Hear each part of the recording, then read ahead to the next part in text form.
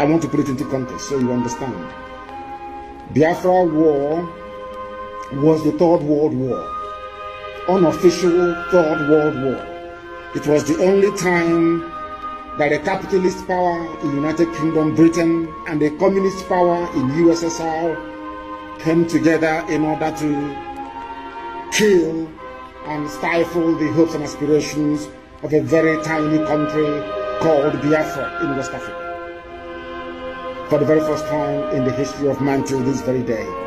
Because capitalism and communism is like oil and water. They never converge.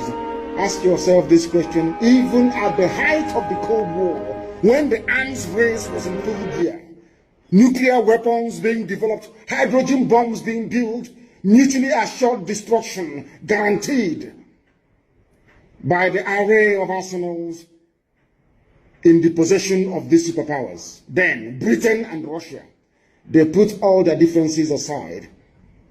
Britain announced that there will be an arms embargo on both sides, on the part of Gowon and on the part of our eternal leader, Ojukwu, in Biafra. Now, the same Britain, the same British government went behind everybody's back, went to Russia. No longer Cold War, they're no longer fighting, no ideological differences between communism and capitalism. They now came together. Britain convinced Russia, the same thing they did to Trump when Trump was in power. Britain convinced Russia to join them. Britain did not ship arms direct. Of course, they later did. Britain never shipped arms direct to Gowon. Instead, they told Russia, we will give you part of the oil, but please ship arms to Gowon. Russia supplied all the MiG fighters, all the heavy weapons to Nigeria. Nigeria did not make anything. At the same time, the same thing they're doing today, the same thing that U.S. ambassador is telling you that America is now patrolling the maritime, they will not patrol the Sahel, the desert, where Fulani terrorists are operating. No, they will not do it. They are in the sea, in Biafran land, in the Atlantic Ocean. The same thing they did then, they are trying to do now, to enforce air, land, and sea blockade. Biafra was blockaded. Unfortunately, some Yoruba people went with them. You know me, I speak the truth. I don't care. I tell you the truth always.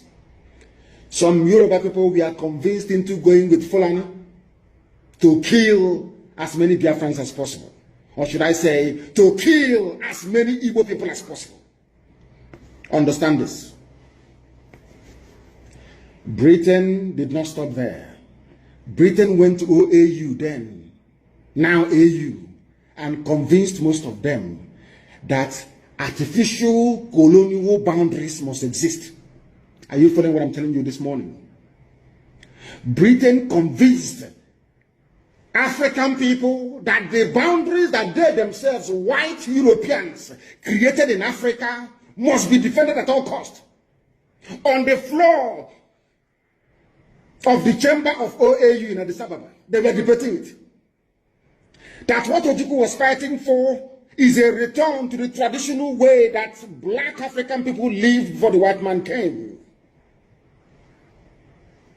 That is right. Julius Nyerere said that Ojukwu was right.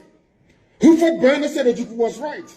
Omabongo said Ojukwu was right. The rest said no, he's not right. We must keep the artificial colonial boundaries of our colonial masters. Now you following me. Somebody's in Croatia.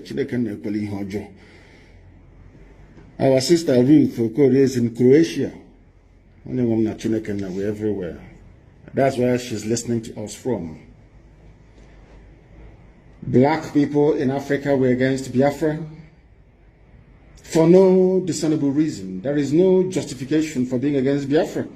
We wanted to go back to who we were before the white man came. That's all. They said no. They went to Egypt and they brought pilots from Egypt to pilot the MiG bombers and fighter planes that Nigeria was using. No Janjaweed could fly an aeroplane then. None. But in all of these things, we built our own aircraft. We built our own armored personnel carriers in Biafra land. We refined our own fuel. Something we did between 67 and 70, Nigeria cannot do today, even with their state-of-the-art refineries everywhere. We refine our own fuel. The more we became ingenious, the more technologically advanced Biafra was able to prove to the whole world, the more they despised and hated us.